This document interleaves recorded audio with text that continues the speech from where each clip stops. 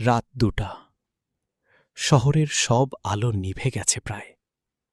শুধু রাস্তায় দাঁড়িয়ে আছে একটা পুরনো ফোন বুথ।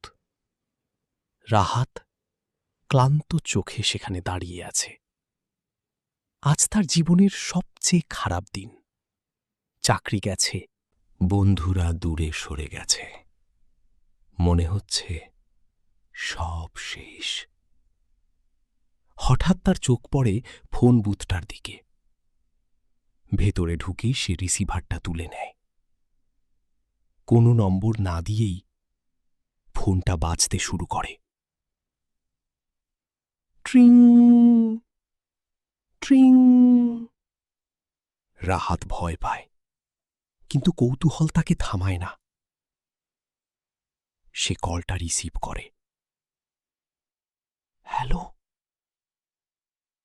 ওপাশ থেকে ভেসে আসে তার নিজের কণ্ঠস্বর। তুই এখন যেখানে দাঁড়িয়ে আছিস, এখান থেকেই সব বদলাবে। রাহাত হতবাক। কি তুমি? আমি তুই। 5 বছর। 5 বছর পরের তুই। রাহাতের শরীর ঠান্ডা হয়ে যায়। মজা করছিস?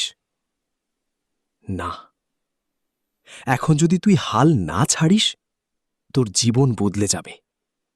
তুই নিজের একটা ব্যবসা শুরু করবি, মাকে নতুন বাড়ি দিবি।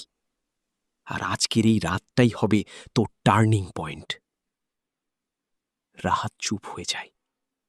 তার চোখে পানি চলে আসে। কিন্তু আমি পারবো তো?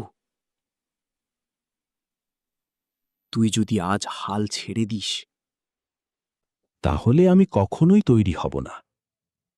লাইনটা কেটে যায়। রাহাত ধীরে ধীরে রিসিভারটা রেখে দেয়। বাইরে এসে সে আকাশের দিকে তাকায়।